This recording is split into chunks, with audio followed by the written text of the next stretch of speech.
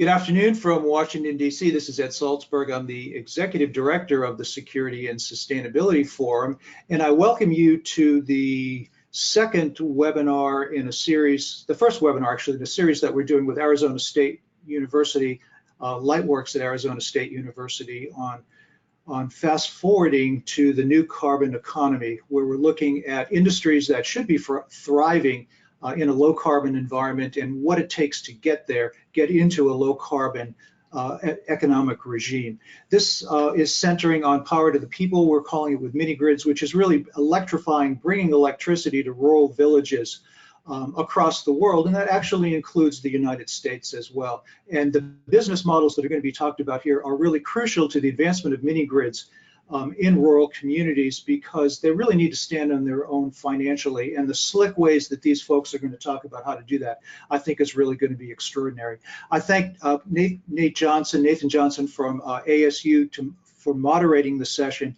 And he's going to be introducing the panelists, and it's an extraordinary group of folks that are actually out there in the field funding and developing microgrids across the world, but in Asia, Africa, Latin America.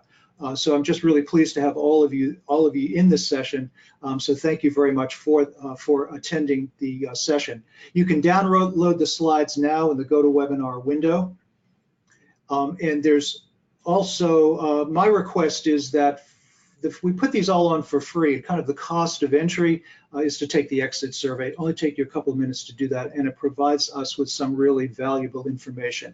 If you don't know the Security and Sustainability Forum, I have a slide here. You can look at it at your leisure because it's going to come down with the slide deck. We cover all of the important sustainability issues, and we have a tremendous following of 25,000 global sustainability professionals and a nice cadre of supporters. So I'm really pleased to be able to lead this organization.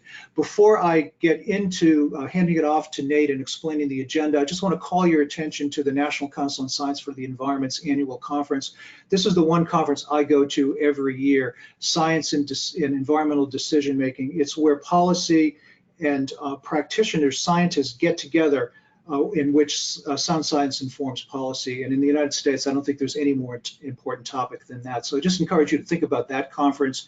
NCSE is offering a 15% discount to the conference. That conference discount is good until December 4th. That brings the price of the conference down to around $500. It's just a bargain. As I said, this is part of a series with Lightworks on fast forwarding to the new economy. We have another one next week on the industries that should be emerging from built around bringing CO2 out of the air directly, negative CO2 emissions. We're following that up with technological advancements in farming methods, and also a session on negatively priced electrons, which is really about the duck curve. We generate more electrons than can be used at certain times of the day with solar, wind, and hydropower. What do we do with them? Because they're not worth anything. So we actually have free electrons there. And then a series of other webinars that are coming up. The ones in blue, registration is open now. For the ASU series, we're looking for ways to extend this series. ASU is the funder for these, but we're looking for other qualified co-sponsors, universities or associations, think tank associations that might be interested in partnering with ASU. If any of you are out there in those categories, please contact me. Here's how the session is going to work. I'm going to introduce Nate. He's going to introduce the panel. And each of them are going to make about a 10 or 15 minute presentation. And then we'll move into a panel discussion and move to question and answers from the audience. And I just lost my little page there. Okay. Please put your questions in the Q&A box in the GoToWebinar window. The video will be posted shortly after that. You can share that with your colleagues. And please take the exit survey, as I said in a couple of slides ago.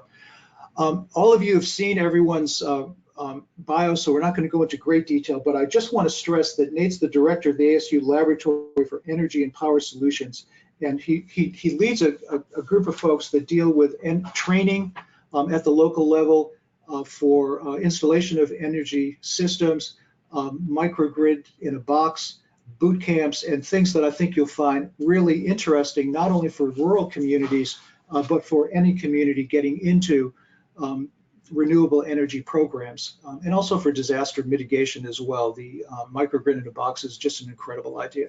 So with that, I'm turning this over to Nate, who's going to kick us off. Excellent. Thank you, Ed, for the introduction. We have assembled an excellent series of panelists today, and so for the panelists, I'll take management of the microphone and the videos and cameras for the next little bit. What's been enjoyable about working with Ed in the Security and Sustainability Forum is that ASU is looking at how to disseminate and create conversations to instigate positive change in how we understand energy transitions, and then the processes and mechanisms to do that. And so what I'm going to be talking about is a bit about design and then also training, noting that the theme of today's conversation, Power to the People with Minigrids, is also the subcontext of both technical innovation and also financial innovation. So one of the things that we follow and create at Arizona State is a process and culture of innovation. And fortunately, just this last week, we were rated 5th year running as the lead institution in the United States in innovation. And some people ask, well, you're a university and you do a lot of science. How is that different than everyone else? And so I often put up this slide as a brief overview for what that looks like.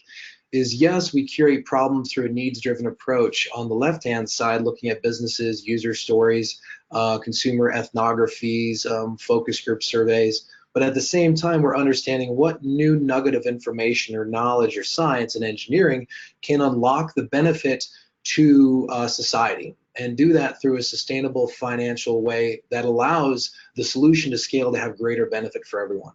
And so when we think about innovation, it's not just technology. And some people say, well, that's kind of weird to hear that from an engineer. But as an engineer, I can firmly say that if your idea of a solution is just to build something, you haven't fully thought through the problem space yet, which is why we innovate not just in product, but also process and people. Noting that the solution at the end of the day may not be a technology, it could simply be improved financing mechanisms, warranties, training, or the delivery of a good in a unique and innovative way to a person who doesn't have access to traditional market structures. And so then what I wanted to do is share a couple of examples with you, 4 examples specifically of doing this needs-driven approach in a university setting to kind of help set the stage and the mindset for what other new ideas and how do you scale those and grow those to have greatest impact. So first is about turnkey infrastructure, which focuses on technicians and operators that need rapid deployable systems for humanitarian response. The second is realizing we have a lot of technologies, but they don't talk and communicate or interoperate. And so how do we develop scalable control systems? Next is rapid engineering design. And so the soft costs of design are expensive, so how do we reduce that? And then lastly is that if we're just hundreds of people or maybe thousands of people doing great work, it'd be beneficial if there's tens of thousands or hundreds of thousands of people. So how do we scale that benefit? Walking forward to this next example, so this is an Office of Naval Research sponsored project that was focused on turnkey infrastructure beyond just a power system and beyond just a water system that have been put in ISO containers or Connex boxes for decades. And so often the US Navy would be the first responder in a coastal natural disaster. And so they asked us, what else can you put in there to realize that the people in need have no shelter, no water, no energy, no food, and also no health care? And so within this 40-foot system, we assembled a mobile clinic, as well as a power and water system that's currently being deployed and tested for a remote community in northern Uganda for South Sudanese refugees. And if you've been following the news in the last several months, you've also realized on the western side of Uganda, you have a potential Ebola outbreak that's increased. And so with this system that's intended for 1 to 12 months in an individual location, as the location moves from a camp to a settlement, the potential to shift that over to other locations that are greater in need. So secondly, stepping through these, another understanding and goal is you have a variety of systems, legacy assets and new assets, and they don't talk together. And since they don't talk, they don't work.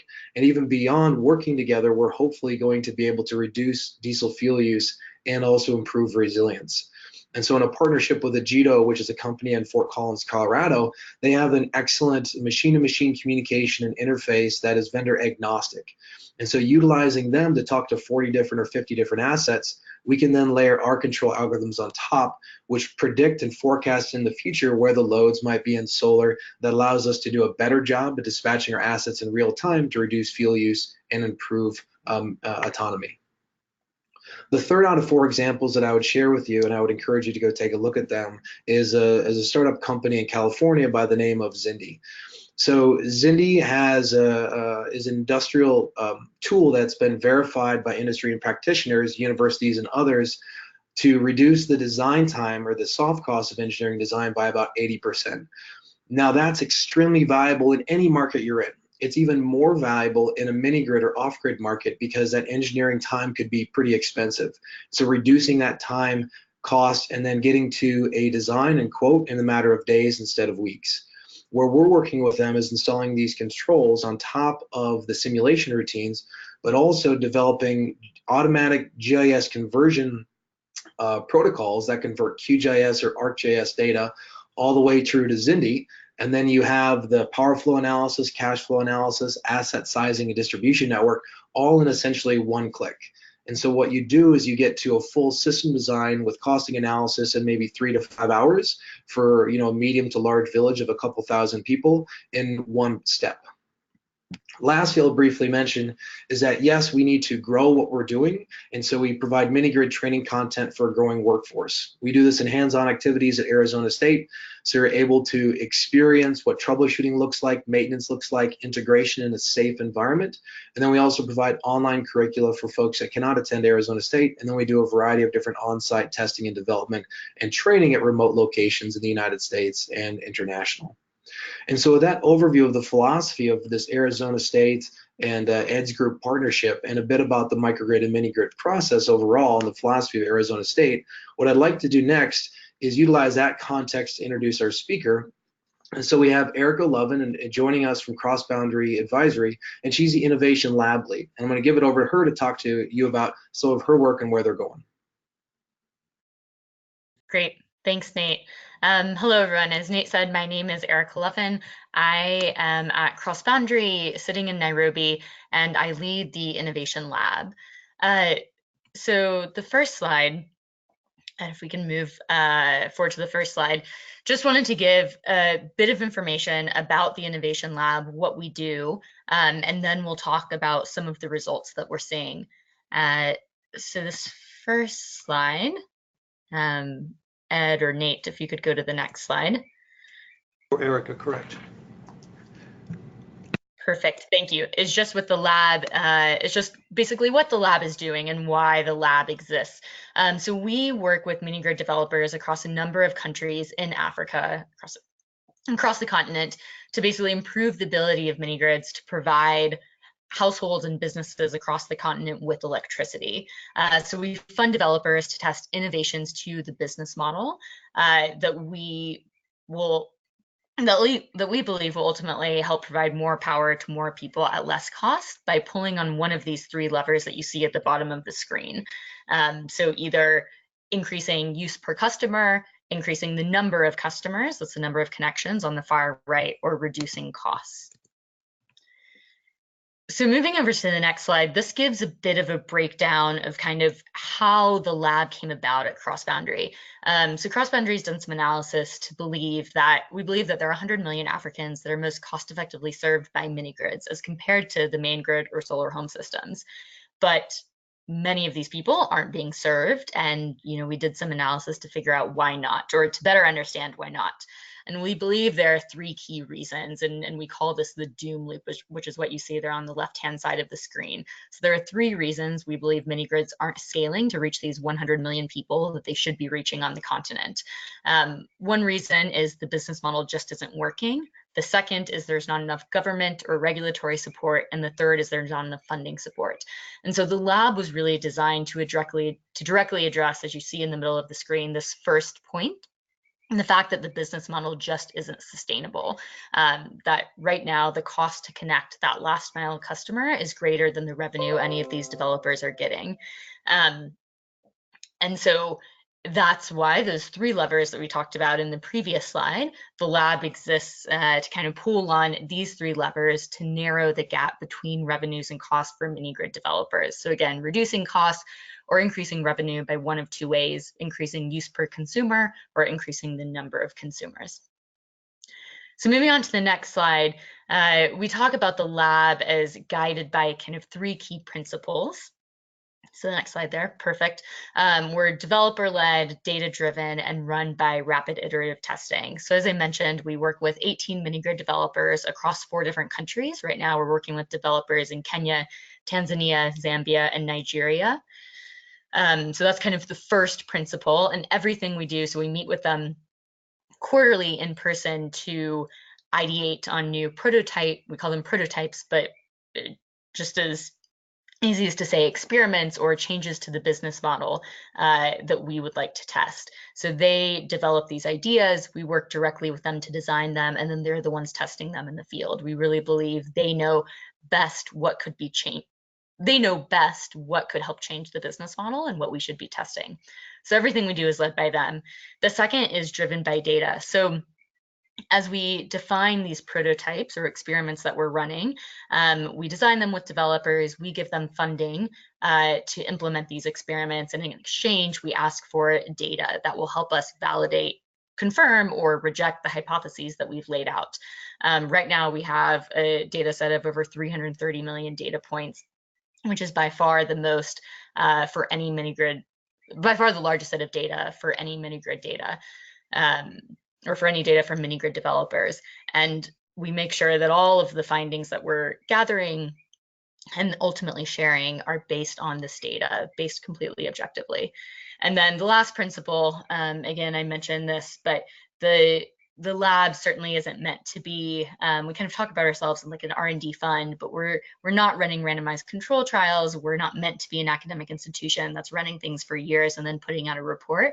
We're really quickly trying to learn from what we're seeing in the field and then iterate on that and figure out how we can, again, further reduce costs or increasing number of connections or consumption per connection.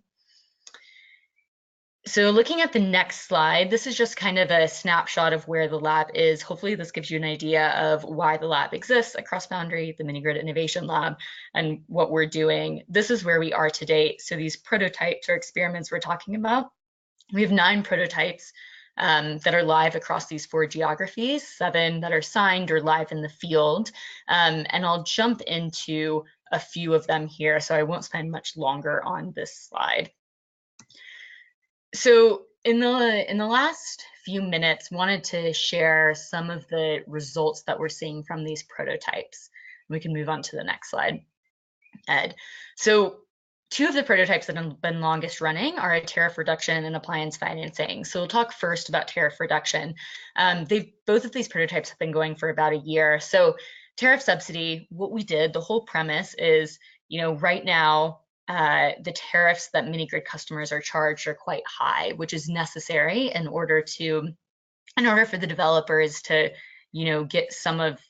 gain back some of this cost, what it costs to connect them.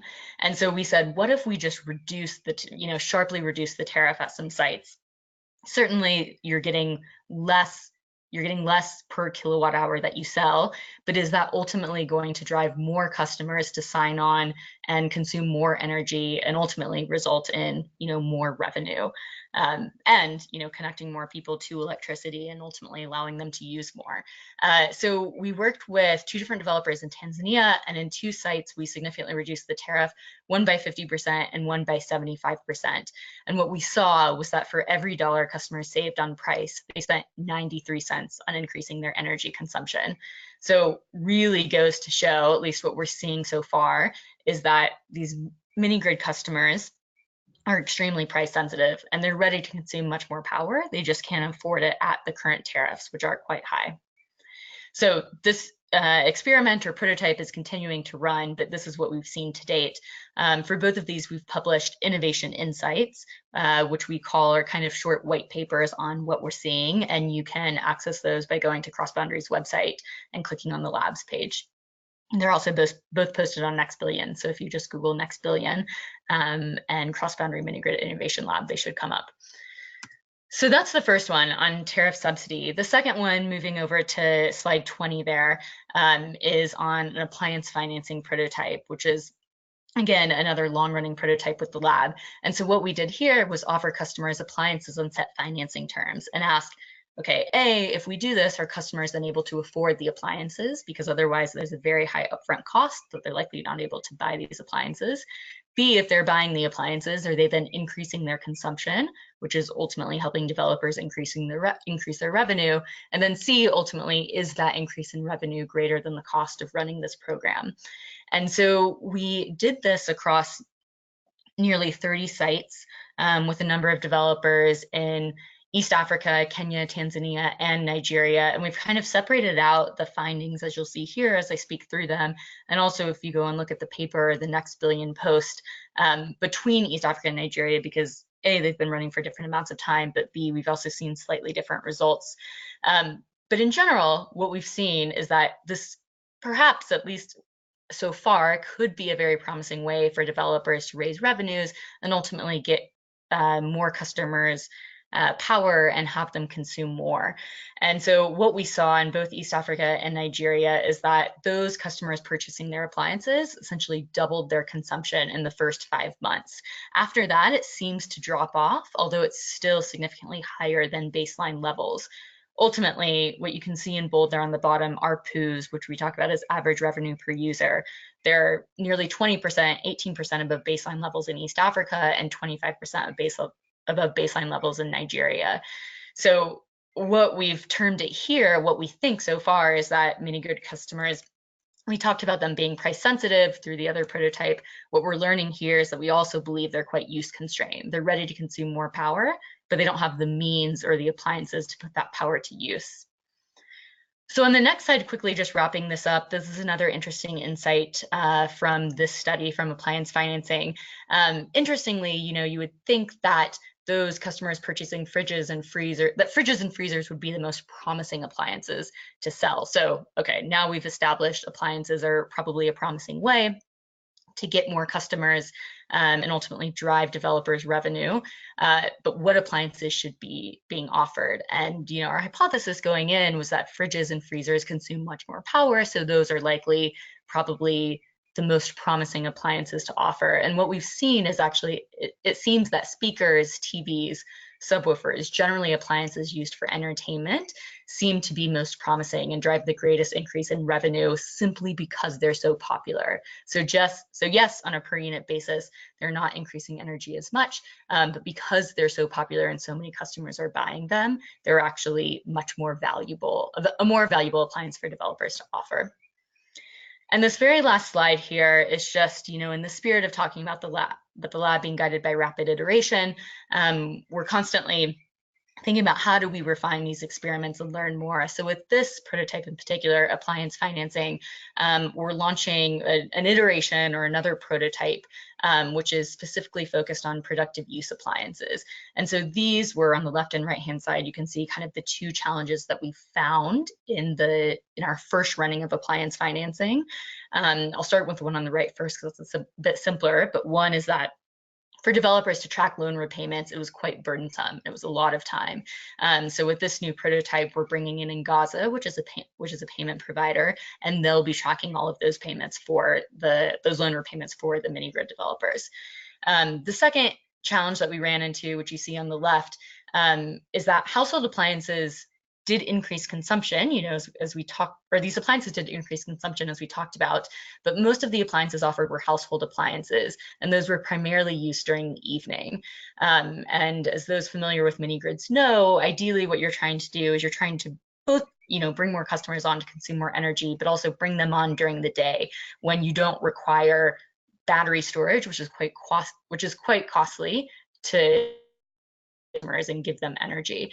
And so what we're doing is launching, and this next iteration of the prototype will be offering specifically productive use appliances. So things like grain mills and welders, both because, this is quite promising because hopefully this is helping customers increasing their income, and which allows them to consume more energy and again, bring developers more revenue. But also hoping that this will shift consumption more so during the day. And that will reduce battery storage costs for developers. So I'll stop there. That's a bit about the lab and some early findings. Again, we're running 7 more of these prototypes, a total of 9, but these 2, appliance financing and tariff reduction, have been the longest running. And again, if you go on Cross Boundaries website or just Google Next Billion, both of these papers will come up, and we're continuing to do more and learn more. Excellent. Thank you, Erica. And I really enjoy the conversation thoughts you're bringing to the table, particularly when it comes to the influence of tariff structures and also consumer response, which is an increase or decrease in demand. And that's something that electric utilities globally are always trying to think about and get right. And particularly when you bring a completely new product to a market, there's always that question of, well, what do we price it at? And so understanding from your leadership and the groups that you work with, the price sensitivity, the consumer sensitivity to price, and that informs revenue models to make things with greater benefit. And so with that, actually, that lead in, I really appreciate, and I'm happy to introduce Humphrey Racco. So he's a senior associate with Cross Boundary Energy Access. And one of the things I'm looking forward to hearing from him about is comparing the different types of options to provide electricity access, whether it be an off-grid microgrid or a mini-grid, grid extension, and then also solar home systems. So Humphrey, I'll turn it over to you. All right, great. So yeah, really happy to be part of this panel and be able to join this discussion. So thank you to Ed for hosting us and Nate for moderating. So happy to be here. Just quickly, I'll note that obviously Erica is with Cross Boundary Advisory. I'm with Cross Boundary Energy Access. We both have Cross Boundary in our name. We both work in the mini-grid space, but we're completely different teams and different entities as well. So yeah, want to talk a bit about cross-boundary energy access and what we are. And so essentially, we are the first project finance fund for mini-grids in Africa. And so at a high level, and you'll hear me tie back to this multiple times throughout my presentation, cross-boundary energy access is trying to bring in a new type of financing in order to allow the mini-grid sector to scale. And so we launched this fund earlier this year with some funding from the Rockefeller Foundation, as well as some other investors. And we basically want to be able to finance mini-grids in a new way through project finance. What we do is we use debt and equity that we've raised, and we invest directly in assets of mini-grid developers, and eventually we become the long-term owner of the assets. I'll speak a little bit later in the presentation about some of the details about how we go about financing these mini-grid assets specifically, but it is essentially a pilot fund, and we recently just closed our first deal on the right-hand side there with PowerGen in Tanzania to invest $5.5 million in their portfolio in order to finance 60 mini-grids over the next 2 years, which would bring power to about 34,000 people. So we're extremely proud of that. So about mini-grids. So, I mean, we all, everybody's here to talk about mini-grids for a reason. Just to quickly touch base, when we look at the issue in Africa that 600 million plus people don't have access to electricity, there are 3 real options to solve that, right? You have mini grids, you have the main grid, so extending what's already there from the traditional utilities, and then you have solar home systems. All 3 of these will have to combine in order to solve the problem. We obviously focus specifically on mini grids. And so when we were looking at trying to essentially size the problem, say, okay, how many people are best served by mini grids? We looked at 2 real factors. One being population density. So for mini grids, it's higher population density is better for mini grids because you can have those fixed costs all consolidated in one place, and then you have less costs on poles, wires, etc. Another thing that's good for mini grids is distance from the grid. And so once you get further from the grid, you have high population density. That's the kind of sweet spot for mini grids. You can see there on the kind of matrix that we have here how main grid extension as well as solar home systems kind of fall into place along those lines. And so with this concept, what we did is we essentially did some geospatial mapping and a bit of analysis to try to figure out how many people, how many connections this are. And what we found is that for at least 100 million people, 100 million out of that 600 million, for at least 100 million, they're best and most cost effectively served by mini grids. And so with that in mind, we started to kind of essentially wonder, when we look at the rest of these, right, when we look at the main grid, you see hundreds of millions, billions of dollars being pumped into this sector year after year by governments, by donor institutions to really subsidize it. And then when you look at solar home systems, they've recently been quite successful at being able to raise financing. But from our analysis, mini-grids had really, really struggled to raise finance. And for us as financiers, we want to understand, what is the challenge for mini-grids raising finance, and what can we do to go ahead and try to solve that issue? Earlier, Erica mentioned a doom loop. And so when she said so, there were three issues to consider, right? One was the business model. Another was access to finance, and third was government regulations. And so when it comes to the mini-grid business model, historically, in the past, one of the things that have hurt mini-grids as far as raising capital is the fact that the business model has some challenges. It's inherently expensive to connect mini-grid customers because of where they are, their location, essentially off the beaten path. It costs a lot of money to go out and connect mini-grid customers. At the same time, like Eric was explaining, they don't, because they are essentially marginalized, they don't have the capacity to pay for a lot of electricity. You don't have to have a very, you don't have to have a business background to say that high costs and low revenues are going to be a challenge for the business model. On the financing side, there's historically been a lack of access to long-term patient capital. There is sometimes access to capital for mini-grids, but it's usually corporate equity, corporate debt that is essentially that's expensive, and it doesn't really match the fact that mini-grids are long-term infrastructure assets that have low and slow returns that are reliable, but over a very long period of time. Also, for mini-grids, there's been historically a lack of a structured subsidy because of the fact that the mini-grid business model struggles, and because of the fundamental facts of them being hard to connect and not having a lot of money to buy electricity.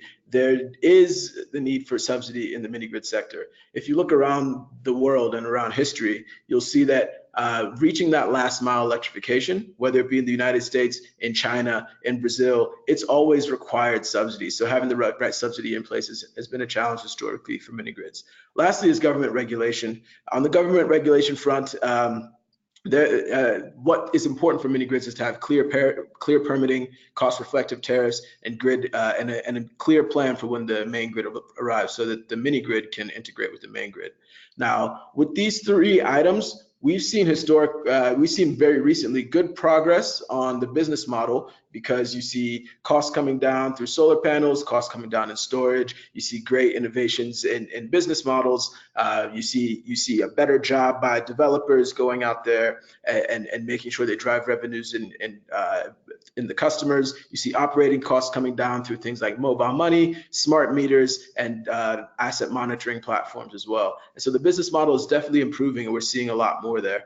And on the government side, at least here in Africa, we're seeing a lot more government regulatory agencies structure their permitting processes and their tariffing processes, et cetera, in a way that is able to correctly accommodate mini-grids. But on the finance side, we just hadn't seen a lot of innovation in how mini-grids are financed. And so that's where we came up with cross-boundary energy access, essentially as a different way of financing mini-grids through investing directly in the assets as infrastructure assets. The way that works for us, if you the slide here, perfect. The way that works for us is it's essentially that first we finance mini-grid assets directly. So we don't finance the mini-grid companies, but only operating assets that are in the ground, already built and already generating revenue. And the way that we do that is we work with a developer who has a portfolio of mini-grid assets and allows us to basically enter into two contracts with the developer. One, we call a purchase and sale agreement. What this means is that for a developer, they can be certain that over a period of time, let's say the next 2 years, as long as they build mini-grids, we will buy those mini-grids once they're operational. We work with the developer to reach pre-agreed standards on what it means to have an operational mini-grid that meets our minimum requirements. And then once it's there, once it's built, they know that we will buy it. Secondly, after we buy the mini grid, we also, the developer steps into what we call an operating services agreement, in which the developer continues to operate, maintain, service the mini grids, do customer service, and essentially do everything that they've done historically. What this means is that for our investors don't take development risk, construction risk, customer acquisition risk, permitting risk, all of the risks that add essentially costs to finance, and they add to a financier's expected return. So the financiers are only investing in what you see here on the slide is the asset co, so the operating mini grid assets. At the same time, these contracts work hard to align the incentives between us as a long-term asset owner and the mini grid developers and operators to make sure that they are building great mini grids and also doing a very good job of continually operating and servicing mini grids. So something extremely important to us is that customer relationship, and we can only really work with developer operators that are excellent in their operations and excellent in their customer service. And so that's extremely important to us, and we believe this has the potential to unlock access to the infrastructure market and substantial capital and allow that capital flow into the mini grid sector. What do I mean when I say that this is investing in operating assets and thus allowing capital flow? What I mean is that the risk return profile of this investment mechanism reflects infrastructure assets, and because of that, we're able to attract a lower cost of capital. So on the return side, our debt and equity investors are seeing what are typical debt and equity returns for infrastructure assets. And so with that, they expect to have the same risk profile as infrastructure assets. And so then again, the lack of no development risk, construction risk, et cetera. And at the same time, they're the long-term owner of an asset that returns low, steady cash flows over a long period of time. So they're investing in assets and not companies, and thus the lower cost of capital. The reason we do this is because if we're able to establish the idea that we can invest in mini grids as infrastructure assets, then that allows the sector to access the infrastructure capital market, which is a $1 trillion market, and what we believe is the natural home of mini grid assets is infrastructure assets. Infrastructure capital is the same capital that funds wind farms in Europe and funds infrastructure assets across the world, and we feel like mini grids belong in this class, but it just hasn't been proven that they can be financed in this way. And so we've raised this pilot fund, and we're doing this work and investing with this first deal we've done in Tanzania that we hope to replicate across the continent in order to prove the concept. And then we can scale ourselves as cross-boundary energy access into a bigger fund, but at the same time, the rest of the sector can also start financing mini grids in this manner, and then thus allow the sector to get the finance needed to scale and actually bring power to 100 million people in what we believe is the most cost-effective and efficient way.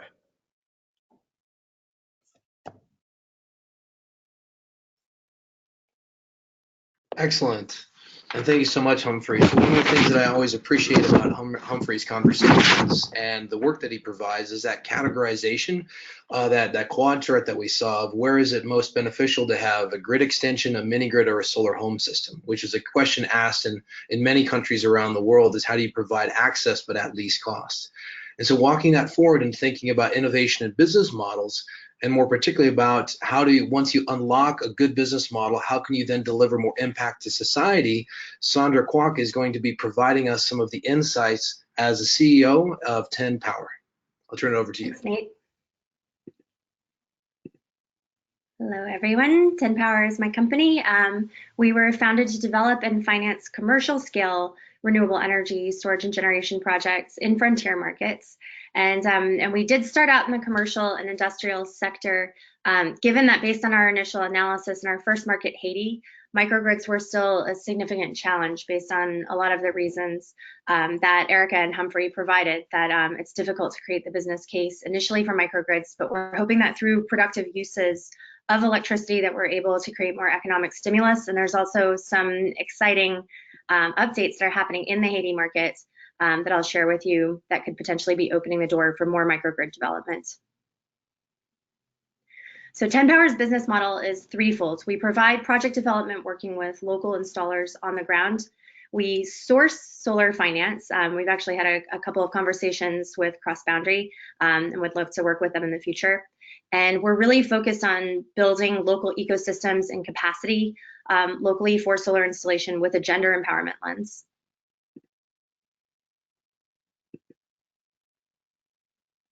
Here we go. One of our flagship projects recently was on UNICEF Haiti's headquarters. And this was actually the largest solar installation on any UNICEF base in the entire world at the time. So that was a 130 kilowatt solar array with energy storage that can run their operations during the day. And we had some flow over to the generator for nighttime storage when the battery capacity was exhausted. This flagship project demonstrates multiple UN Sustainable Development Goals in Haiti. So the key UN SDGs that we're focused on are no poverty, gender equality, clean water and sanitation, renewable energy access for all, good jobs, innovation and infrastructure, reduced inequalities, sustainable communities, and of course, climate action and partnerships. With the UNICEF installation, we began a women's solar installer training program in partnership with Haiti Tech, which is one of the leading tech universities in Haiti. So we provided field opportunities for 15 of their women solar students, and we have since provided opportunities for 30 women and men students from Haiti Tech, and we're hoping as we grow the market that we'll have more and more opportunities for those students both to gain field experience as well as internships and hands-on experience with jobs from the market stimulation activities that 10 Power is doing in partnership with our local Haitian solar installers.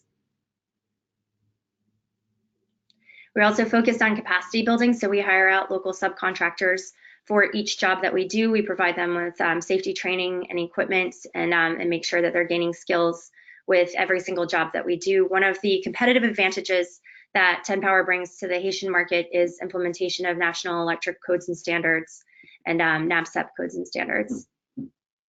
So the situation in Haiti is very similar to most places across the world that lack access to electricity, that 1 billion plus people. So almost everyone who's running a business is running a diesel generator already. There's one utility monopoly called EDH that has a lot of unreliability and blackouts. The statistic on how many people don't have access to the grid is debatable. The official statistic is 66%. Other reports state closer to 75% of the population doesn't have any access to electricity in Haiti.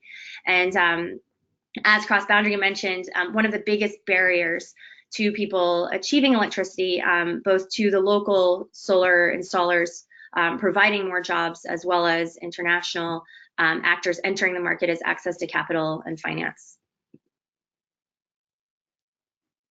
Y'all have probably seen something similar to this map, which I created. These are the places in the world with the most intense energy poverty. So the more deeply red the country is, the greater percentage of the population does not have access to electricity. You can see Haiti is the only dot in the Western Hemisphere. It's the poorest country in the Americas, 7th poorest country in the world.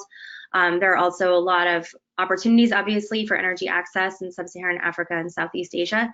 And the cool thing about this map is that when you overlay solar generation potential, the places with the highest energy poverty are the places with the most solar potential. So it just makes obvious sense. It's a big business no-brainer. In the Haiti market, we've identified a commercial and industrial size of market of 675 million. We currently have over 100 million in interested customers in our pipeline. And we really see the potential for Haiti to become the South Korea of 2030. So, so looking at the trajectory of where a country can go in just one generation. My dad grew up in South Korea, and it was one of the poorest countries in the world in the 1960s. And now is a global leader in many brands, including Samsung, the largest shipbuilding port in the world. Busan is one of the most densely populated cities in the world, and they're investing in a lot of green infrastructure. So my personal journey is ensuring that every single human on the planet can live up to their highest potential, and electricity is definitely a big enabler of that. The current situation in Haiti is quite difficult. There is economic and political instability going on at this very moment. This is stemming from a subsidy that Venezuela was previously providing to the entire Caribbean region for a much lower than market price cost of oil. And when Venezuela's economy collapsed, that subsidy went away for the Caribbean region. And Haiti's government, already being very under-resourced, took on that subsidy because the price of oil drives the price of everything in the country, since most electricity is coming from thermal generation. And so recently, international lenders told the Haitian government that they would no longer continue to provide loans to the country if the government continued to subsidize oil. And so, the Haitian government has attempted to raise the price of oil several times, which has resulted in massive protests, probes into corruption around PetroCaribe, a lot of shutdowns on the streets, and then obviously this subsidy is causing a lot of devaluation and instability in the currency. So the country is still under a period of severe civil distress, and there's not a clear path forward with the price of oil in the country. So from a humanitarian perspective, solar really is an obvious answer, and the question is, how quickly can we scale in an unstable environment? But I really see this as the role of both international funders as well as philanthropists, because we're really dealing with a mounting crisis right now in Haiti.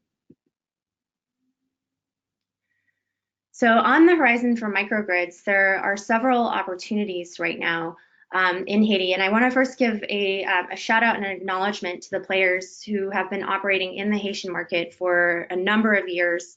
EarthSpark International, I know, is represented on this call. They've done a number of microgrids in Haiti already. Segura, I know will also get mentioned on this call. 10 Power works with a lot of local Haitian solar installers, and there's great work going on within the Haitian market. We have a preferred partner, 121 Consulting, that's Haitian owned, and there are also amazing players like Digital Cap, who are both doing project development as well as providing pay-go solutions in the Haitian market. So currently there is a partnership going on between UNRC, which is part of the Haitian government, and the World Bank, who's provided a sum of funding for renewable energy microgrids in rural areas. And so the first bid was launched last year for renewable energy microgrids. They're currently in the process of retooling that bid, and we'll see another bid come out later this year. There is a partial subsidy that's being provided through this fund with the World Bank, and 10 Power is a preferred vendor already for this bid, and we're very interested in engaging in partnership opportunities. If anyone on this call is interested, please reach out to me. There's currently a bid out from UNRC to improve EDH's infrastructure. So there's a couple of different avenues for participation. And then 10 Power is also engaged in several conversations around potential independent power producer projects. So those are coming up in the near foreseeable future. As mentioned by Erica and Humphrey, big challenges are bankability and making the projects feasible from a financial perspective. It's difficult without significant subsidies right now in the Haitian market. Also, obviously, the instability and risk that's inherent in this market. And currently, big needs around making microgrids a reality in Haiti on a large scale are feasibility study grants and a blended capital stack that includes some soft capital as a cushion in case anything goes wrong. So with that, 10 Power is launching a donor-advised fund, and this will specifically be for renewable energy access, not necessarily limited to Haiti, but beginning with our work in Haiti. And this is an answer to the need for innovative capital structures that will help defray the risk and solve a lot of these mounting crises through renewable energy and a better life for all. So the way that a donor-advised fund works is historically a donor who could be facing a large capital gains tax, who maybe had a windfall year, will make a donation to a philanthropic institution in the name of a donor-advised fund. They will receive an immediate tax deduction, and usually the way it works in right now, today's world, is that those grants or that capital will be granted out to charitable entities Or what happens in a lot of cases is that if the donor does not name a charitable entity, that capital simply gets invested by the philanthropy in traditional capital markets. And so oftentimes that money that the donor received a tax donation for or a tax deduction for winds up being invested in Wall Street and the same old stock markets that are creating the problems that the capital was actually intended to solve. And so what we are launching is now an avenue that will enable donor-advised fund capital to be granted to social impact enterprises, specifically in our case for renewable energy access. The donor-advised fund will receive returns, so it's more of an evergreen type fund that can be granted again and again over time. And the idea behind this is that it will enable more renewable energy access social enterprises to be able to continue doing work in really risky environments, the places that could most benefit from having energy access as a pathway to stability and prosperity. And so we are working with Impact Assets to launch this fund. We are going to be open sourcing the term sheet for it because it's our desire that it's not just our fund, but there's a proliferation of these types of funds that can spring up out there. And I'm happy to talk more about that offline as well. And I think some of the driving forces behind why we're all here is the benefit that renewable energy access can provide in the world. Specifically, productive uses of solar are linked to every single aspect of our lives, from clean water to education to health and job creation and gender empowerment. So that's really the motivation behind 10 Power. And please take down my email. I'd love to hear from you all. Thank you. Excellent. Thank you, Sandra. One of the things that I really appreciate about the expertise and what you bring to the team is when you talk about utilizing solar and storage to de-risk providing energy access to people that may be susceptible to the price of changes, the fluctuation of oil, but then also in disaster situations, importantly. And furthermore, that allows, through the use of solar and storage, to decrease the cost of services. And so if we can kindly step forward one slide, I'd like to introduce the last speaker for you today. And so George Ndubi is a technical O&M lead at PowerGen Renewable Energy. And one of the reasons why I appreciate George kind of closing out the conversation for us is we've talked a lot about business models and technologies and a lot actually about the developers. George is going to share with us some firsthand stories of some of the beneficiaries of energy access, including businesses that have been developed, because it's not just in decreasing energy costs and increasing energy access, but how can that energy be used for productive revenue generation, which then increases the use and benefit to society. And so, George, please take it away. Thanks, Nate. As you heard, my name is George Ndubi. I work with the operations and maintenance team at PowerGen Renewable Energy, which is a leading microgrid developer based in Nairobi, Kenya, but also with branches across certain African countries. I'll be taking you through the impact of technology to the cost of power system, but I think it's only fair if I start off with the impact of electrical energy to our consumers or our end users. To start us off is one of our customers at a site called Londoni, which is located in central Tanzania. I like to think of our project as leveling the playing field between the urban areas and the rural areas. So basically, services which were initially a pre-serve of the urban areas can readily be accessed in the rural setups, or basically the remote villages, which is where we mainly concentrate on installing our microgrids. This is basically what Bahati Juma is talking about on this particular slide. The fact that he can enjoy a cold drink or watch TV at our own liking makes her feel like she's in an urban setup. The next customer is a Baba by the name of Joseph Sawa. I like to think of energy, I think as clearly mentioned by Sandra, as a key driver to the growth of a GDP of a country. We all agree that electrical energy is the best form of energy, thanks to its simplicity, thanks to its ease of evacuation and transformation. I think this is actually what Joseph is alluding on this particular slide, by the fact that when a client's check in, all he needs to do is flip a switch and serve his client. This slide actually shows more productive use of energy. So we have a welder at the same site. You can actually, we strive to supply energy efficient machines to our customer.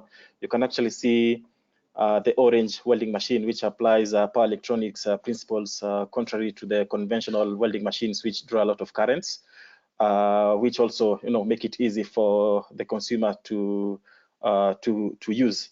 On the right side of your screen, you can actually see a 3-phase milling machine. This is for grinding maize flour. It's more or less a staple food in Kenya and Tanzania. So despite all those benefits, they obviously come at a cost. One thing I really want to talk about on this next slide is on the cost components of a solar system. So like any other form of renewable energy, the initial cost of investment is usually very high, of course, depending on the size of a system. This is clearly depicted by the blue bar graph on the left side of the screen.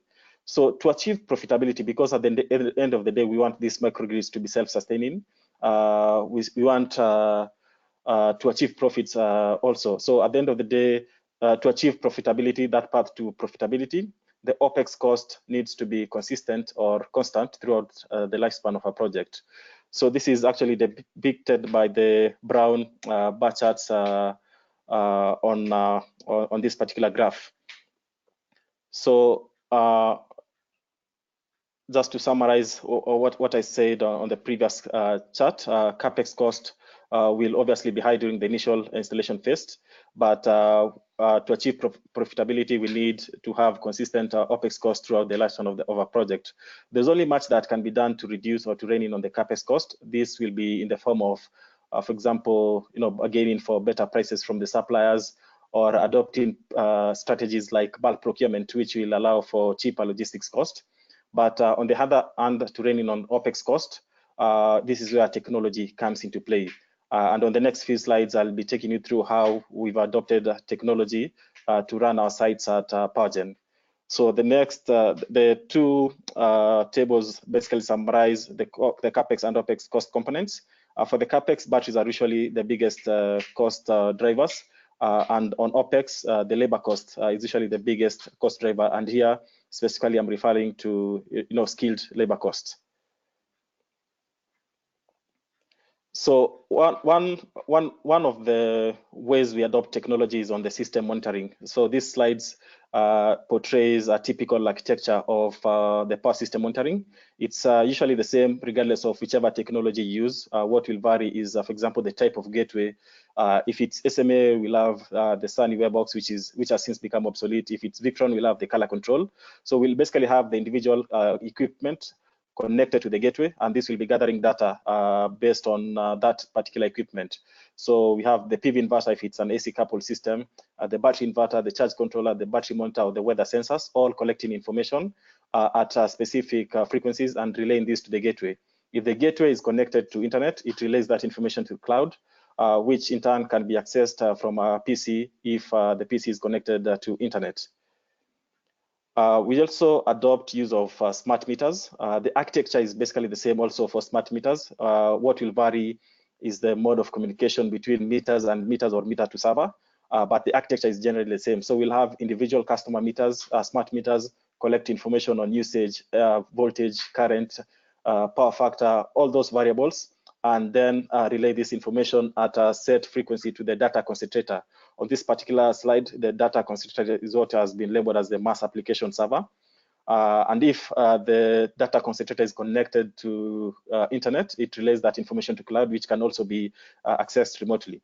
The good thing with this is that you can be able to control the meters remotely. Similar also to the power system, you could control the system remotely, either reset the system if there's an issue, or reconfigure the system if need be, or perform stuff like firmware updates. So that said, what's the benefit of this? With regards to power system monitoring and control, it's a key driver in checking on this cost. And a quick example is basically by the fact that it allows the proactive resolution of issues, which will basically contribute to or allow the increase in components lifetime. I can give a quick example on that.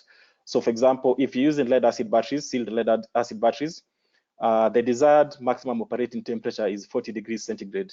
So if you're monitoring your system remotely and you observe that probably the operating temperature is more than that, probably due to a failed AC or failed forced fans, you could react to this issue on time, fix the issue with the cooling, and consequently, this will increase the lifespan of the batteries and hence reduce the replacement cost of the batteries. We also have reduced logistics cost and thus labor cost. Remember, I pointed out that a skilled labor cost is one of the biggest cost driver for OPEX. So the fact that you can be able to remotely check on this system. So if there's an overload alarm or an over temperature alarm, once you trace the root cause of this particular error, you can be able to remotely reset the equipment, negating the need of going to site. So you save on those costs. In any case, you can also coordinate with the like less skilled labor on site, and tell them what to flip, what to switch on, what to switch off as you check on the system remotely. The other one is that it provides key critical information on accurate system expansion. This is one of the biggest pain points with microgrids. The fact that you can't accurately tell system consumption at site. It might increase rapidly one day, it might not be what you expected as you did the survey. So the fact that when you gather this data, you can be able to improve on your iterations for other systems, or when you come back to expand that particular system, it's a big win for remote monitoring. It also allows for efficient utilization of grids. So this advises you on when to connect productive loads, when to implement structures like load shifting. So for example, if there's a lot of solar curtailment or if there's a lot of available battery energy. There's a study which was done by Svet and Hendrik. You can check this out. What they discovered is that use of remote monitoring technologies contribute to cost savings or in the range of 15 to 30%, depending on how advanced your monitoring system is. So in this particular case, advanced monitoring is in the form of adopting management platforms like, for example, generator control. So basically, you're able to run your generator only when you desire it, so saving on fuel cost. With regards to smart metering, it allows for easier customer management. It's also easy for us to understand consumer trends and thus plan better. It's very easy for us to resolve customer issues when they call. You can quickly check on issues affecting or inflicting the customer, and resolve this at the click of a button. It also simplifies implementation of services like equipment financing. This was spoken in detail by Humphrey. In terms of another technology we've adopted, which is really prevalent in Kenya and Tanzania, is mobile money integration. This allows for customers to purchase energy at the comfort of their homes via their mobile phones. It also provides for efficient revenue collection. So we're able to get an account from the mobile network operators, which allows for easy reconciliation of collected cash. We've also gone a step further in developing ticketing tools, whereby we log all issues affecting our customers. This provides useful historical information on key issues affecting those customers. So we are able to look back, at the previous months, what are the key concerns affecting our customers, and we are able to, create clear roadmaps on how we're going to enhance the experience moving forward. So the last slides provide an example of better utilization of the system thanks to monitoring. The first chart displays a typical domestic load profile, which is usually the case for most of the systems. So during the morning, you'll have some small peaks because people will be waking up and preparing people to go to school and stuff like that. We'll have some mid-level peak during the afternoon, and then the actual peak is from around 7 p.m. to 10 p.m. So the battery, we observed that the batteries were getting full by around 3 p.m. or 5 p.m. depending on the level of insulation, which means that after the batteries are fully charged, the excess solar, or we are not really utilizing solar, so solar is being curtailed. So we actually reached out to one of the water pumps businesses at this particular site.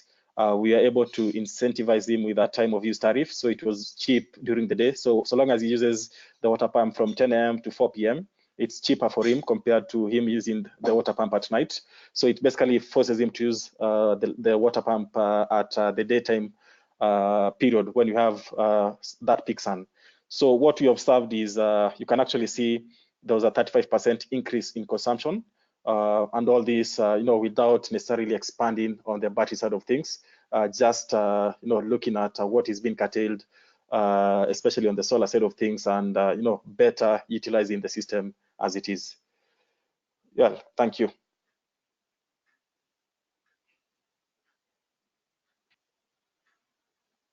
Excellent. I wanted to just quick thank all the speakers, and then also for the attendees providing a numerous number of questions and comments. We have about 30 to 40 questions and comments, and if to get through as many of those as possible, I'd like the panelists to quickly re-engage their audio and then video, and then I'll start to read through those. And if the attendees would like to add to those questions, we'll answer as many as we can within the time we have today. And then following up, I know Ed, myself, and the panelists will be reviewing those as well. And so a few just to kind of ask questions to the individual panelists and then allow the whole panel to answer as well. There was one question that was posed about the effect of subsidies, the type of subsidies, and then the effect. And so if you looked at subsidizing the vendor equipment, the developer for the installation, or the actual delivered energy cost to consumers, what would be the preferable or advisable direction, and what would be the effects? And so if I could kindly start with Humphrey, if you would provide the answer to that, and then we can ask the panelists as well what they think.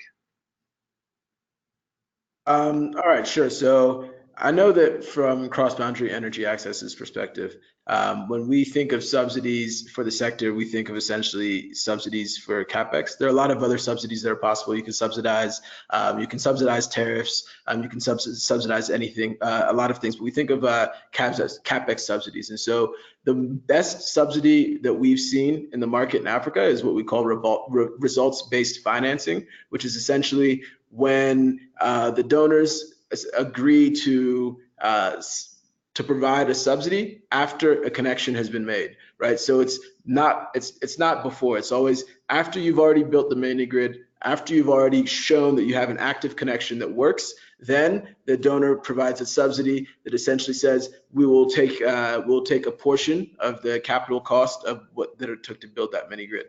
That's a form of subsidy, and one that we've seen work in multiple places in Africa, and that we advocate for. That's insightful, Humphrey, and it also provides that results-based approach that makes a whole lot of sense to ensure the greatest impact to the folks you're trying to serve energy to. Are there any other thoughts that the rest of the panel would like to add on that comment? I can't speak to whether it's going to work great or not, but the current subsidy that the World Bank is offering in Haiti is based on a per connection fee. So there's a certain amount that a developer will receive for connecting a home, a greater amount for a business. And they are providing the option for players to use the existing interconnection equipment or to provide their own interconnection and receive the subsidy. Mm-hmm. Very fair, Sandra. Thanks for sharing. And then another question, if I could ask, this is to Erica and then again to another panelist. Is it desirable to encourage mini grid customers to consume more energy? And this is a remark made after the adjustments to tariffs to reduce the cost, which then increased consumption. And so one of the remarks was, should we as developers be concerned what the energy is being used for and how much energy is being used? Yeah, no, definitely. It's a good question. I mean, I think that's one reason, at least at the lab and the developers involved in the lab, what we're really excited about productive use appliances, and particularly this new test that we'll be doing, because I think there is perhaps kind of a theoretical question about, if customers are using TVs or speakers, what is it really being used for? I think in a lot of respects, there are things, as kind of George talked about businesses that are cropping up. So small bars or small movie theaters that are certainly beneficial to the community. But I mean, absolutely, you can make the case for productive use appliances. That is absolutely a very promising source of, or a very promising reason for energy use, because that is increasing customers' income. And I think absolutely, the lab is interested in increasing customers' consumption in part so that customers can enjoy more energy and hopefully make more income off of that, but also so that you're driving developers' revenues and you're able to make, again, to what George said, you're able to make developers' operations sustainable, which means that they're able to build more sites, connect more people, and hopefully other players will be attracted to the space. Very good point, Erica, and thanks for sharing.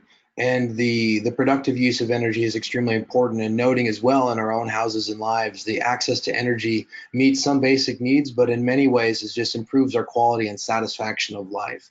And so that is many ways in all of the world of how energy is applied and used. To talk a little bit more about that productive use appliances, I'd actually like to turn that over to George to talk a little bit about how that might be structuring their mini-grid programs to provide access to energy for small and medium-sized enterprises, and potentially also utilize those small and medium-sized enterprises as the anchor clients in an area to sustain the fiscal solvency of that particular mini-grid. Thanks, Nate. I think just to add on to that first, renewables are usually, it's proven that renewables are cheaper a source of energy, but only if they are fully utilized. Especially the PV side of things. During the day, if you fully utilize solar energy, it's really cheap, especially if you're not like using that from the storage side of things. So it's really critical for us to ensure that full utilization of the system.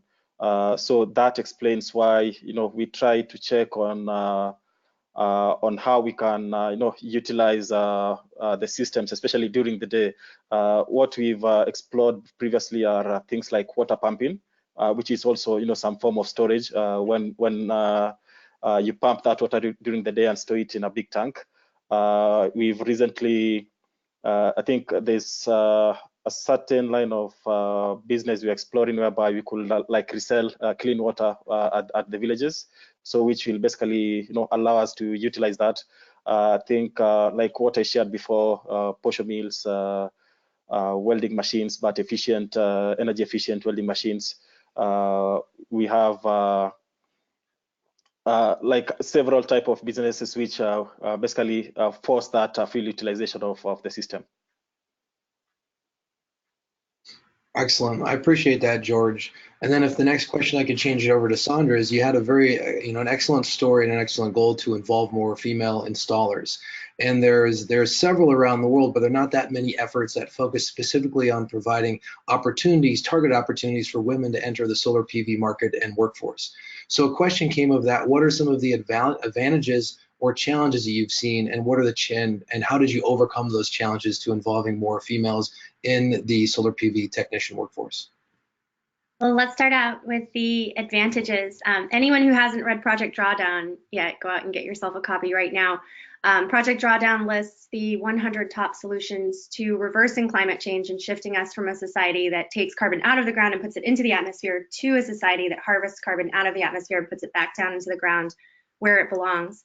And looking at the long term, 2 of the top 10 solutions are education of women and girls and access to opportunities for women, because any woman who has access to a career doesn't want to have 10 babies. So looking at global population growth and humans' impact on the environment, it's much healthier for our species and our relationship with the planet to provide equal access to opportunity for women and girls.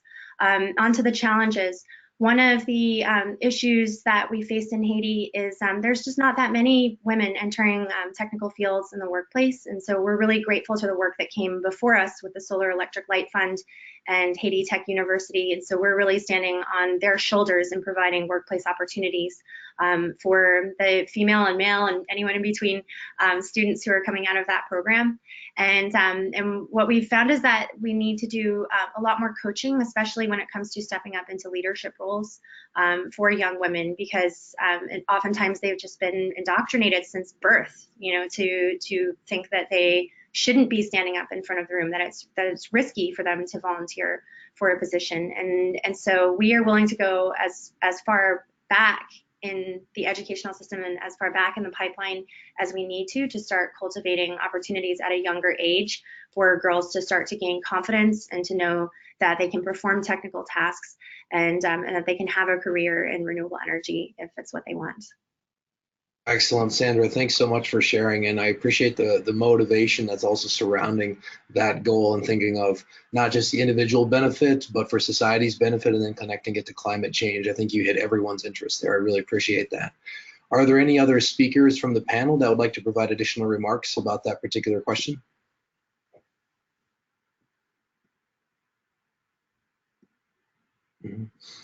Well, Sandra, I think you completely summed that up. So if there's another webinar to schedule on that topic, lovely that you'll be the headliner and the only speaker on that particular one. If I could move over to actually a little bit on the technical perspective, so this is a question coming for George. Can mini-grids be interconnected, geographically permitting, to share power when needed? And then if they can share power, how might you work with the energy capacity and then also the ancillary services or voltage support to maintain the quality of and reliability across all the microgrids? Yeah, thanks, Nate. I think that's a very good question, owing to the fact that I mentioned one of the challenges with microgrids is the sizing bit of things. With regards to interconnection of microgrids, I believe we are within sight. I believe players like Studa have tested such a principle. We actually tried to reproduce something similar with them at our workshop, but we weren't that successful. So the thing is, we'll basically have a master microgrid installed at location A, then a secondary, or let me call it a slave microgrid installed probably close to a productive load, and this is linked to the master microgrids via the same power cables. What Studa were using as a mode of communication was frequency. So the frequency will vary based on battery voltage, which it's a big pain point when working with lead acid batteries. When you connect a very big load, the voltage will suddenly drop. There's either we are using a dynamic control to check on that, but it didn't really work out. But I can say we are within sight. In the absence of that, the current solution appears to be in the form of expanding the central system. I think this is what big players do. So you basically build a very big system, more so with lithium ion. It's really costly or bulky if you use lead acid batteries for big systems. So you build a very big central system, then you ramp up the voltage, and then use, so basically like the conventional grid design. So you ramp up the voltage, use transformer, transfer this to a village that is say 5 kilometers away, step down the voltage and connect that back. But I think in my view, the best solution, which I believe is within sight, will be the integration of the small microgrids. And this will also be in the form of, you might be an existing consumer with your own solar system. So rather than just selling that off, you can easily connect to the existing grid, which will be either selling power to the grid when you have excess, or taking power from the grid when you have when you have the extra needs of power. So to summarize that, I think it's something which is within sight. In the next 1 or 2 years, we should probably have solutions around this. Very good response, George. And what I appreciate about that, and then for the audience, is if you look at the conventional approach to the power industry, it's been generation, transmission, distribution, or generation, distribution, and then the end of use. And so now that you have multiple disconnected microgrids to connect those together, we may be absent of a centralized brain. And if that centralized brain cannot control all the assets in those separate locations, then you need some form of information sharing or transactive energy to share and trade information, to know what you should keep online, to schedule, but then also how to maintain the quality of the power, as George is saying, for the frequency and voltage, so we don't damage the equipment, the radios, the welders, etc.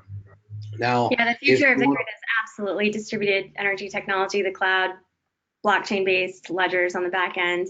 I wanted to just really quickly add, I know it's industry standard, but just to seed an idea of a paradigm shift, instead of saying master slave, we like to say leader and follower, just to kind of get out of that old paradigm. Sorry to interrupt. No, that's totally fair. And depending on which industry you're in, leader, follower, or voltage source or current source. And so sometimes those are used interchangeably. So I appreciate your sentiments there, Sandra, about architecting the conversation in that direction. And if you continue to think about those systems, and if you want to look at and think about online, is that if you have maybe 3 microgrids, 10 microgrids, or 100 houses in a community, how might they share and trade energy to provide benefit to themselves and to the community? And those are some applications for blockchain secure communications in terms of managing and securing the actual information being shared. And so that's an emerging area of interest here. So a couple more questions, and then I'll turn it back over to Ed. So one really good question that came up from the Q&A that people were addressing is the Bahamas. And so we just had a hurricane hit the Bahamas, significant issues, wrecked infrastructure. How might the work that the panel is doing, technology, service, delivery models, or financing models, help get Bahamas back to potentially status quo or even better? So that's an open question for anyone on the panel. One of our consulting engineers is actually independently working on a project in the Bahamas right now that they were partially through when Hurricane Dorian hit. There are definitely a lot of challenges in hurricane-prone areas with ensuring that infrastructure is really state-of-the-art. There was a great paper that was published after Hurricane Maria identifying which arrays in Puerto Rico had survived and which hadn't. So there's a lot of insight there around secure racking and which racking techniques were able to protect the solar panels. Obviously, it's kind of a trade-off in areas where there's potential theft of the panels. You want to have really secure, like almost welded-in panels. But in areas where you have a lot of hurricanes, you want to make sure that you can either take those panels down or cover them, because the highest risk is that if the racking is secure, is debris falling on the panels and breaking them. And so, I mean, as with any disaster, we should be immediately ready to rebuild better. And we've seen a lot of capital that's been squandered post-disaster with the best of intentions, but that hasn't necessarily helped communities to get back on their feet, and has often left them worse off than before. And so, so we really want to make sure that we're in a position to usher in a regenerative future as we're seeing the accelerating impacts of climate change causing more and more natural disasters in the most vulnerable communities. Thanks, Sandra. Could anyone else on the panelists talk about their objectives or success stories for disaster response immediately after a disaster and then disaster recovery in the months following?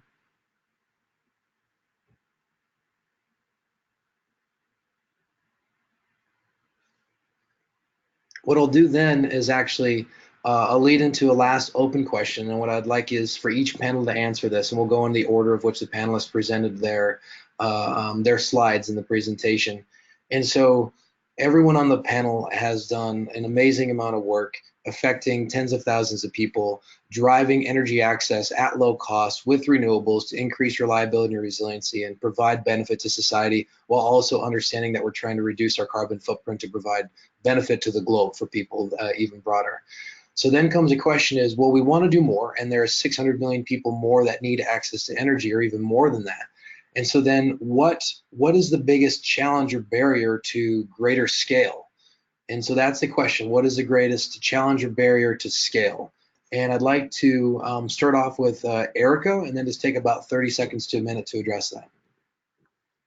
Yeah, well, I would be doing myself in the lab a disservice if I didn't say the greatest barrier is the fact that the business model just doesn't work for mini grids.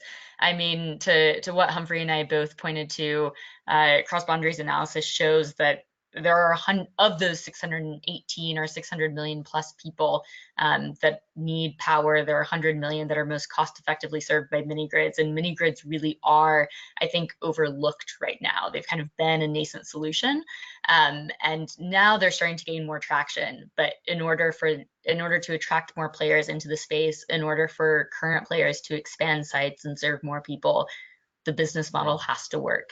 They have to be sustainable businesses. And so that's exactly what the lab is trying to solve. That's what we believe is one of the biggest issues. And we believe if we can solve that, we really can make strides towards SDG 7. Excellent. Thank you, Erica. Humphrey, what are your thoughts? I mean, given the work that we've been doing, I'm going to have to say that the biggest challenge is in the financing side. And so I think on the financing side, it's kind of twofold. One is when it comes to private sector finance, it's really interesting everywhere. Everywhere we go, any mini grid conference, anyone we talk to, anywhere we go in this energy access sector, you always find financiers who are there saying, I have a facility for Minigrids. I have $100 million for Minigrids. I have $50 million for Minigrids. I have $30 million for Minigrids. And that pool of money of financiers saying, hey, we have all these tens and hundreds of millions of dollars dedicated to Minigrids is actually quite large. So it's not that the money isn't there. It's more about the way the money is utilized and the structure of that finance in order to be tailored specifically to Minigrids. I think that's a huge challenge, and for financiers to wrap their heads around what's the right way to bring money into this sector that's sustainable, that can provide a return over the long period of time. So that's one. And then also on this finance tip would be when it comes to the right incentives or the right types of subsidy. Similarly to that private finance, you have a lot of donors out there who have pledged quite a bit of money to the mini grid sector, saying, hey, we have these tens and hundreds of millions of dollars that we're willing to use to subsidize the mini grid sector. We know that rural electrification requires subsidy, has always required subsidy, and so we have these big chunks of money. But then again, that subsidy needs to be well structured in order to attract private capital, and in order to be able to be spent on mini grids, and in order to be able to be spent to bring power to at least 100 million people. So on the finance side, I think it's just a matter of donors and financiers kind of just tailoring the solution specifically for mini grids,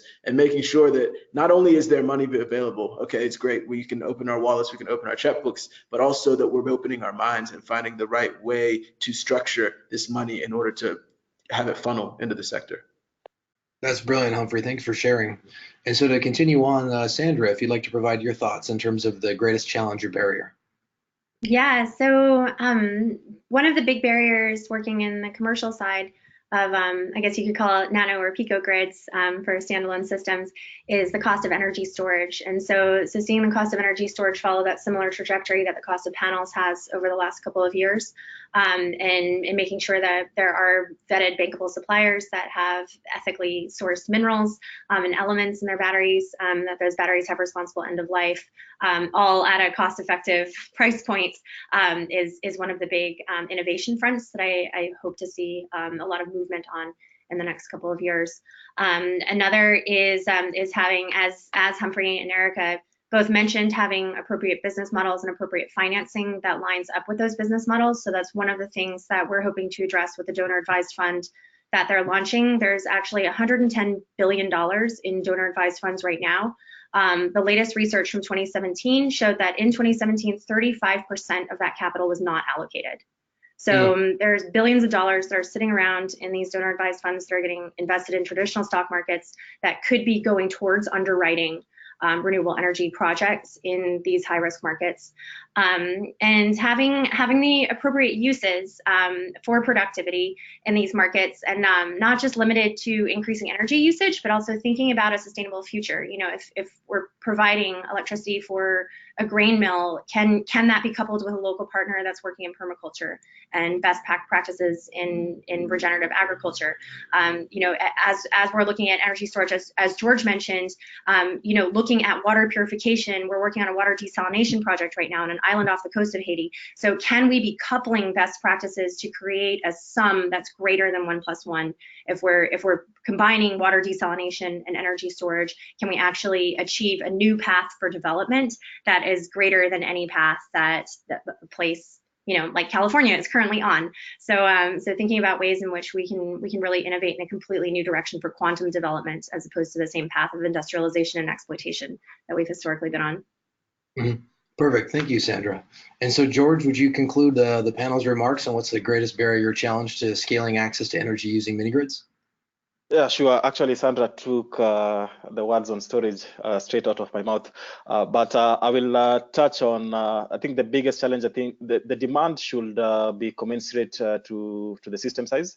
We've agreed that the initial cost of investment is usually very high. So it's usually very challenging getting that sweet spot whereby, you know, the demand is really commensurate to almost the cost of investment. I think that's it then brings a challenge to the model itself once we are not able to recover your cost. So I think getting that sweet spot is a challenge that can be achieved by things like subsidies, or what Humphrey mentioned, resort-based financing, probably reduction in storage costs in future. I think a lot of research is going on this. So these are things which probably in future will help contain things. Excellent, thank you, George. And so for the hundreds of people joining in from us, you heard from 4 excellent panelists talking about what is the greatest challenge or barrier that they see to scaling. And so you have proven and viable business models, financing mechanisms, and also incentives, cost of energy storage, and then also the appropriate use of energy, potentially for revenue generation, and then also the uncertainty and the cost recovery models. So of the folks on the call that are working in those industries or in those businesses or in those sectors, it'd be great if you have time to reach out to us to talk to us and how we could collaboratively remove or break those barriers to provide greater access to energy and productivity around the globe. And so with that, Ed, if I could throw it over to you to conclude the conversation. And you're on mute, Ed. Well, thank you, Nate, for moderating an excellent session. You were a conductor in what was an amazing orchestra. It sounds like you were all well rehearsed in order to put this presentation on. I've gotten incredible feedback already on the value of the talks that you gave, covering so many important topics in terms of business models, financing, subsidies, sparking economic vitality and economic growth within communities in order to pay for the energy. You just really covered the bases, and you really covered the developing world from Africa to Latin America, and then touching on the Bahamas as well. So the work that you're doing is just so critical from all of the standpoints, all of the social and environmental standpoints that you covered so well here. So thank all of you, Erica, Humphrey, Sandra, George, and especially Nathan for orchestrating it. I thought it was an amazing session, and I'm sure the feedback is just really going to be excellent. I would love to work with you all again. Maybe we can do a follow-up at some time in the future when some of the financing becomes clearer and the work that Erica does really becomes institutionalized. So thank you all, and I want to thank the audience that stuck with us right to the end. I want to remind you of a couple of things. The National Council on Science and the Environment's conference in January. It's a conference worth attending to discuss with leaders about sound science informing public policy.